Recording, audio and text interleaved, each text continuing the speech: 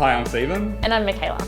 So Stephen, tell me, what is MS? I'm glad you asked, Michaela, because we're going to spend some time now telling you what MS is, how it all works, and how people manage living with MS. Fantastic. Let's get started. Let's do it.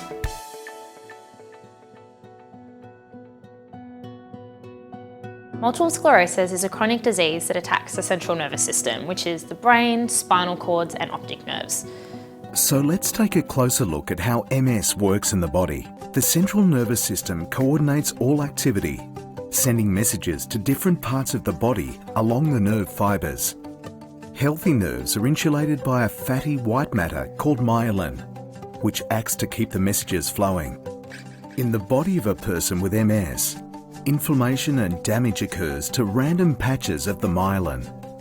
This damage can block or distort the flow of messages along the nerves, resulting in problems with sensation, memory and thinking, pain, numbness, altered feeling, weakness or loss of coordination. Sclerosis means scar, and the term multiple is used because damage usually occurs at a number of points on the central nervous system. The progress, severity, and specific symptoms of MS cannot be predicted. MS is a lifelong disease for which a cause and cure are yet to be found. However, doctors and scientists are making discoveries about the treatments and management of MS every single day. There are over 20,000 people living with MS in Australia.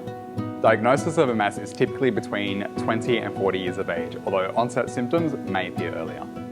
For young adults, MS is the most common disease of the central nervous system. 2.5 million people are living with MS worldwide. 3/4 of all people living with MS are women.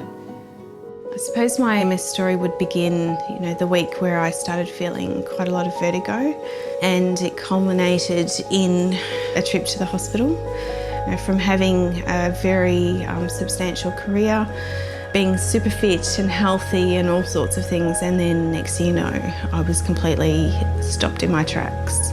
It was just one rude awakening to MS. The cause of MS is still unknown. It is thought that genetic and environmental factors are involved, and the actual trigger to the disease has yet to be discovered. What we do know is that MS is not a psychiatric illness, MS is not contagious or infectious, MS does not significantly shorten one's lifespan, and MS cannot, as of yet, be detected by a blood test. No two cases of MS are identical. There are many visible and hidden symptoms of MS which are unpredictable and really are dependent on what area of the central nervous system are involved. A lot of the symptoms can just be invisible. For example, with me, if I'm sitting down, no one's got any idea that it's going to be tricky to stand up.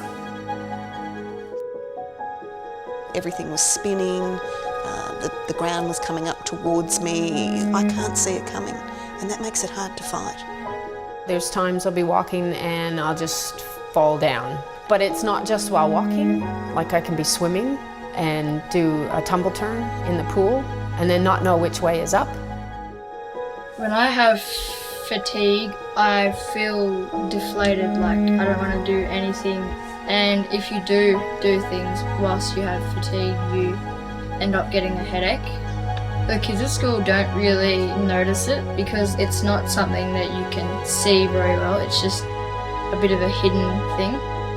I remember looking up and seeing what I can best describe, and you can only describe, is like a waterfall in front of your eyes. There's still that fear, the fear that when you wake up the next morning, you never know what the next day is going to bring.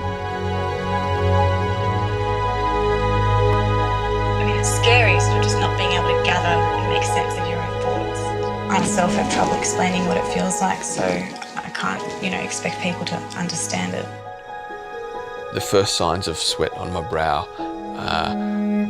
tend to mean that I'm going to be feeling very, very heavy in the legs, and that ball and chain around my ankles is slowing me down. That simple thing that we take for granted, that you touch, that it's gone and there's a barrier there, and that's exactly how it feels. There's a barrier between my hands and things. I'm scared, I have fear, You know, little things like I can't hold someone's hand, like I don't know what that feels like. There is currently no known cure for MS. However, this doesn't mean that the disease is untreatable.